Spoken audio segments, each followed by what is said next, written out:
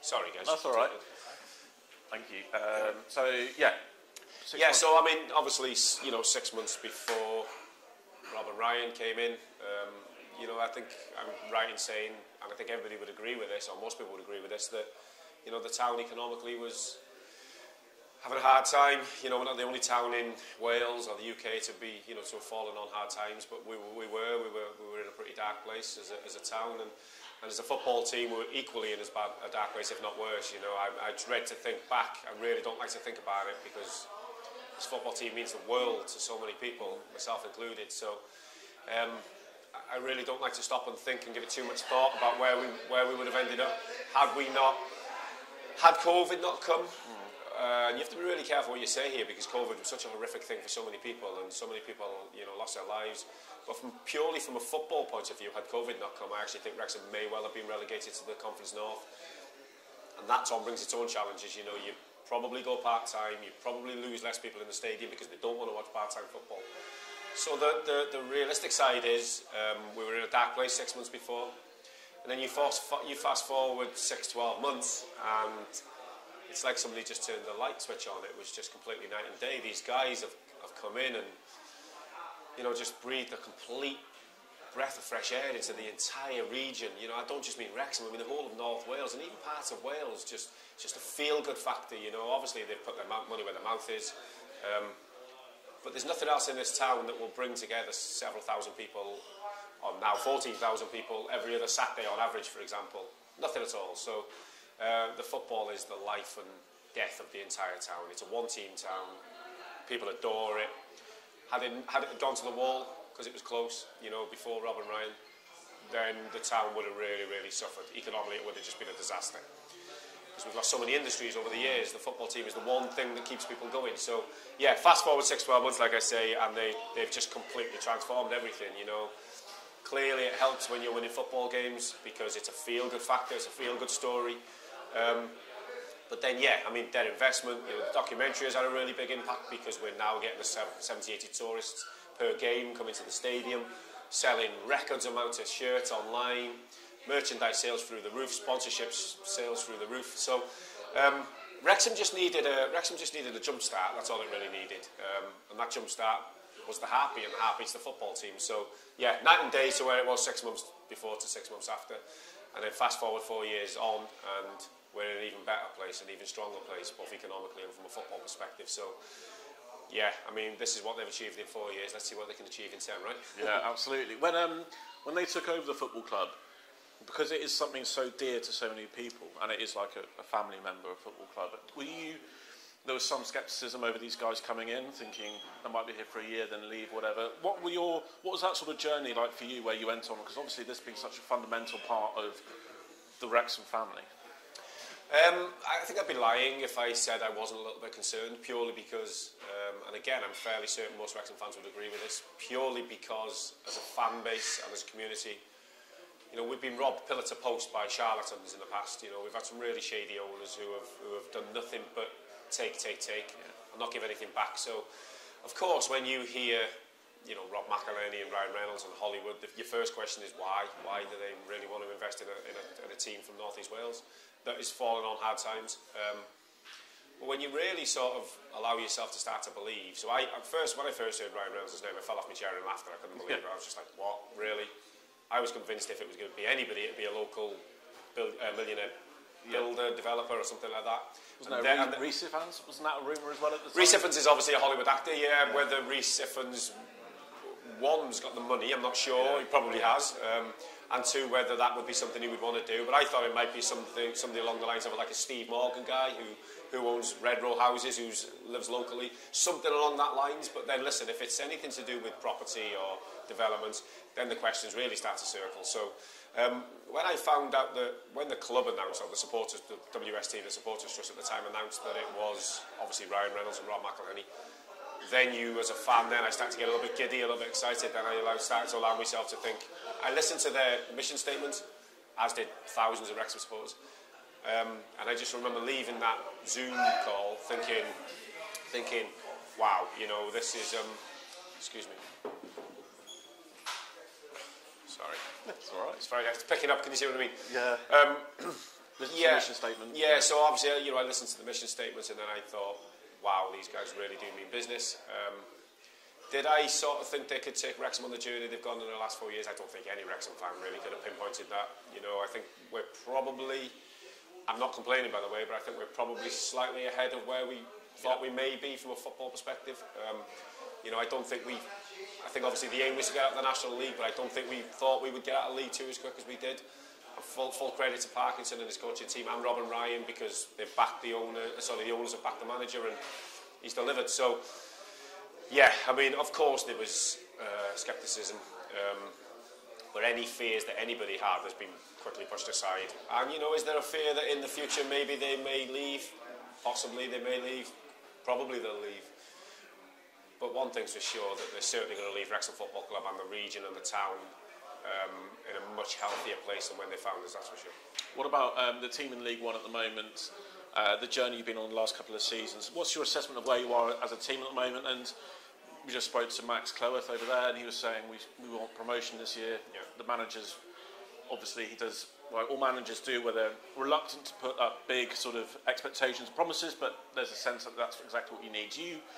Is there a bit of you which feels like perhaps it'd be good to have a season of consolidation in League One, or is it just we have to keep on riding this ridiculous wave now? Yeah, well, first of all, Max is right. Well, Max is a winner. Max is part of a team of players and coaches that are winners, I agree with you when you say I don't think any manager's going to put a statement out there they're going to romp the league or this is the target. But behind closed doors, they will have very high standards. They're not certainly going to come here just to be making the numbers up. When you ask me, if you'd have asked me 6 weeks ago, as the season was approaching, I think I went on record and said that I would quite happily take a top 12 finish. Maybe let the infrastructure of the football club catch up with what's happening on the field. I mean, for example, the COP needs to be developed. The infrastructure around the stadium needs to be developed. We certainly need a training ground. So these things are ongoing, and they've got wonderful people that know what they're doing. Sean Harvey, Mike Williamson, these guys know what they're doing. So that will be going on behind the scenes. 6 games in, I've sort of changed my tune a little bit, because Parkinson is just an absolute diamond. I mean, the guy has just assembled such a wonderful squad, and we look up, as strong as anything I've seen. Granted, it's early days. We've only played 6 games. We sort of got it handed to us a little bit against Birmingham. We started well in that game, and I thought we can really kick on. But their quality shone through. But that's a team that spent 25, 30 million. They're a bit of a freak in this division. So, in answer to your question, I think if we flirt with the playoffs, beat Shrewsbury twice, that would be nice, which we've done once already, thankfully. But if we flirt with the playoffs, that would be, in my opinion, that would be seen as a very, very successful season. I just sometimes think that things eventually will calm down a little bit.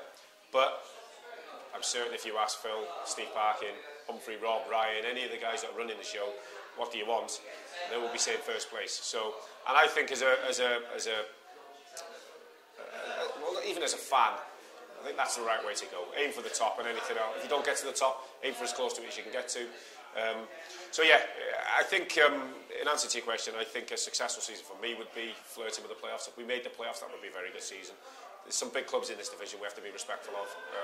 The likes of Huddersfield, your Barnsleys, your Rotherhams, who will have a good budget. And then your Wigans, they're going to come good. So, we went to Peterborough and won, but they will come good. These are established League One teams that we can't just rock up and just expect to just roll over. This is not the National League. This is tough. So we're in with the big boys. We're not the big fish now. So yeah, I think a respectable season. I would kill now for playoffs, and let's see how that plays out. What do you think it's going to take for this club to go to that next step then?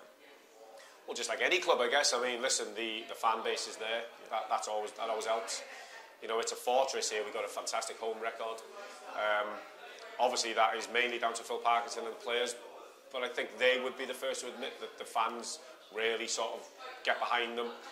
So the fan base is there. Wonderful, wonderful fan base. I mean, I cannot praise them enough, and I'm not just saying this for likes or clicks.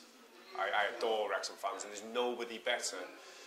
There's nobody more deserving as a fan base. I know we're hated now. You either love the story or you hate it. We're getting a lot of hate online and things like that, but if you really knew the story of what Wrexham supporters had been through over the last 15, 20 years, I mean, we've literally been robbed from pillar to post. Nobody deserves a little bit of success more than the Wrexham supporters. So they're behind the team. So yeah, I mean, listen, like I said, it's a long, long way to go.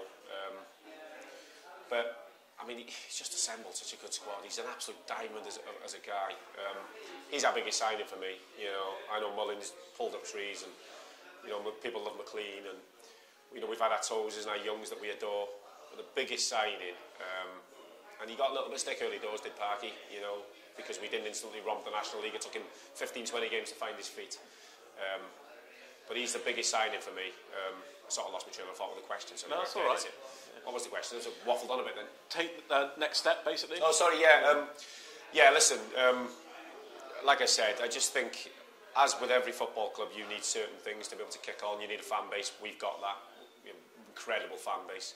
You need owners that are willing to back the owner, and I mean really back the owner, not just financially, but really support him when the shit does hit the fan, you know, when things don't go quite right, and they do. You need a good coaching team, and obviously you need good players, and I think we've got all of the above. So, yeah, to kick on, I think we need to. I think we just need to slowly build. You know, we need to walk before we can run. You know, if I said earlier that I would take playoffs, and I would take letting the infrastructure catch up. If you offered me second place with a game to go, you need to win it. Clearly, I'm going to want to go up. Just think we need to slowly build is the answer. I think we just need to maybe take stock, you know, because the jump from League 2 to League 1 is big, but the jump from League 2 to the Championship is huge. Then you're really in with the big guys, and the jump from the bottom end of the Championship to the top end of the Championship, forget the Premiership, is astronomical. So, yeah, we just need to do what we're doing. Like I said, we've got the people behind the scenes that know what they're doing. You know, Sean Harvey's worth his weight in gold. So, Mike Williamson, who's come in as the new CEO, will have hit the ground running. So, just slowly build, see where it takes us, and don't be too despondent or too disheartened if we do have to take a step back or we do lose 4 or 5 games on the bounce, because that will happen. And I think especially the hardcore, long supporting Wrexham fans who are living this absolute dream at the moment will accept that it's not going to be all plain sailing, it's not going to be all a bed of roses, and just stick with them. Just carry on doing what we're doing, but stick with them. You know, when they're tough, when they go and get stuff, I guess. And just on Rob and Ryan, I know that they were here basically on their first visit. They came in here for the night. Well, I think on the documentary they said they slightly overdid it. And what was that all like for you? And can you just talk a bit about the impact that they've had on you? Because you talk to people in the town city centre, and you talk to people in here last night, and they'll tell you an anecdote of where perhaps financially they've helped someone who needs a bit of help here and there, or they've given the right guidance at the right time. The players talk about that as well. For you personally, what's their impact been on you? On me? Oh, huge. I get asked quite regular, you know, what they're like as people and whatnot. First and foremost, they're wonderful guys. Literally what you see with them is what you get. They would give you their last. They'll go out their way constantly to help local charities. But from my point of view, I mean, obviously I have a bit of a personal relationship with them both now. You know, I can get in touch with them if I need to. I don't bother them. I try not to anyway. You know, they have enough people in their lives that sort of pansy up to them, I guess, and want to be their best friends and things like that. You know, as nice as it is to be able to chat to them, I try not to do that. I don't change. I don't sort of try to be something I'm not. And I think they may be warm to that. I don't know. You know, to me, they're just 2 regular guys. Clearly, they're very successful and very wealthy. But yeah, I mean, they're no different to me than, you know, the guy that stands by the bar and that comes in 3 or 4 nights a week for a pint. They're just hard-working guys, very successful, very humble, and will give you their last penny if you needed it. And they've been the same with me. So obviously we've had a very we've benefited from the show. We've benefited from the increased attendances and the interest in the city or the town. So clearly we've done well as a business from it. But we don't take anything for granted. And I like to think we work 7 days a week, we work hard, we try to make everybody warm, welcome, and give as much back as we can to charity, things like that. So and I push people to other venues. But yeah, clearly they've been very good to me. But they're just lovely guys, you know, they just, like I said, if you needed something, not just me, anybody, they will go out their way. They do countless videos for weddings and charities and, you know, people that are suffering and things like that. You know, they're always helping out. So, Yeah, I think a lot of people from the outside kind of think it's a little bit false. They're the most real, down-to-earth, two genuinely lovely guys you can ever wish to meet. Well, obviously we've hit the jackpot by getting them come to Wrexham.